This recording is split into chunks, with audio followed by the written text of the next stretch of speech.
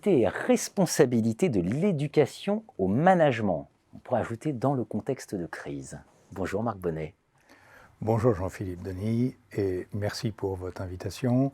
Merci de contribuer à ce débat très important, d'ouvrir en tout cas ce débat en France sur cette responsabilité sociétale de la recherche et de l'enseignement en management et donc la responsabilité sociétale aussi des écoles de management.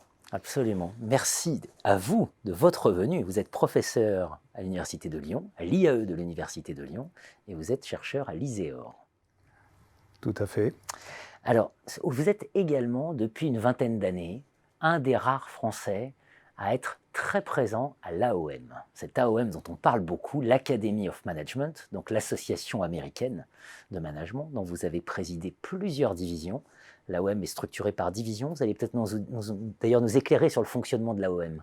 Oui, l'Académie de management est la plus importante académie ou association de professeurs de gestion dans le monde. Il y a 18 000 membres qui représentent environ 10 000 écoles de management dans le monde. Donc c'est un peu là que ça se passe. Alors bien sûr, il y a d'autres associations à côté, mais les débats, ils sont très importants et c'est une caisse de résonance des débats actuels et surtout dans le contexte de crise que nous vivons. Alors, évidemment, c'est ce qu'on appelle actuellement la crise de la pertinence de la recherche et de l'enseignement en gestion. Relevance crisis. Et évidemment, il ne s'agit pas de nier les apports de la recherche en management au cours des décennies passées. La recherche en management, en stratégie, en système d'information, en gestion de production, en finance, etc., a beaucoup apporté. Il y a eu mise au point de techniques sophistiquées pour répondre à des problématiques compliquées. Mais le problème, c'est qu'on passe d'un monde compliqué à un monde complexe. Et donc, la différence, c'est que dans un monde complexe, on ne connaît pas toutes les données, toutes les variables. On n'a pas accès à toute la réalité avec des interactions qui produisent des effets inattendus. Et il n'y a pas une bonne solution. Et dans ce contexte, les solutions traditionnelles, ce qu'on enseigne ou ce qu'on fait en matière de recherche, conduit à souvent des difficultés, des impasses. Et c'est ce qu'on appelle les problèmes pervers, wicked problems. C'est-à-dire des problèmes dont les solutions sont pires que le problème lui-même.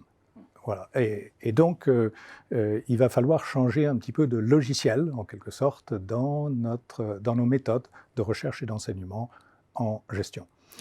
Alors, quelles sont les difficultés ?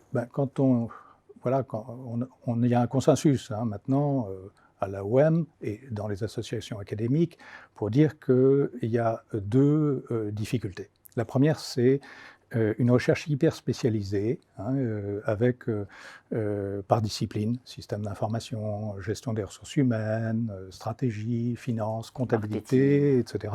C'est ce qu'on appelle les silos. Et donc, il y a besoin de casser ces silos pour aller vers plus de transversalité. On parle de silo breaker, casser les silos.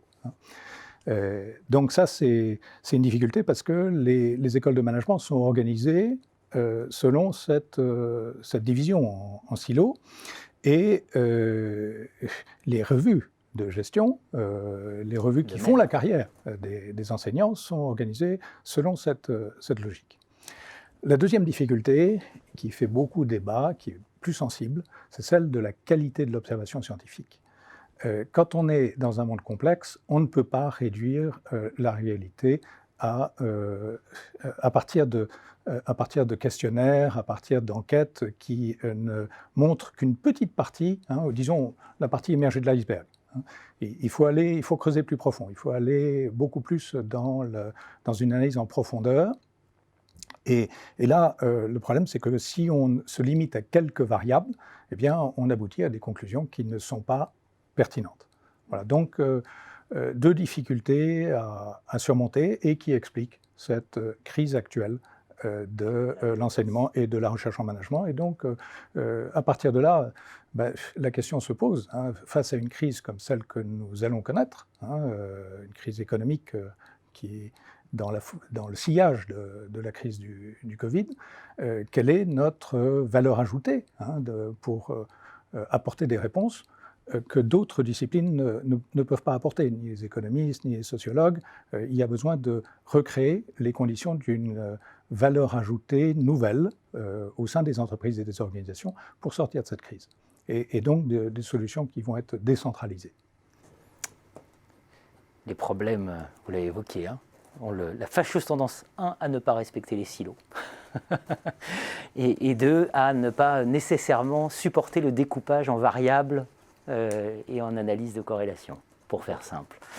Ça, c'est pour le diagnostic. Diagnostic peut-être un peu pessimiste, mais je crois que vous allez nous évoquer des voix optimistes. Je vous retrouverai pour une seconde interview pour évoquer précisément la nature des débats à l'AOM, la façon dont ils impactent notre contexte français et européen, et voilà, les voies d'avenir, y compris en termes d'impact pour les professeurs de gestion.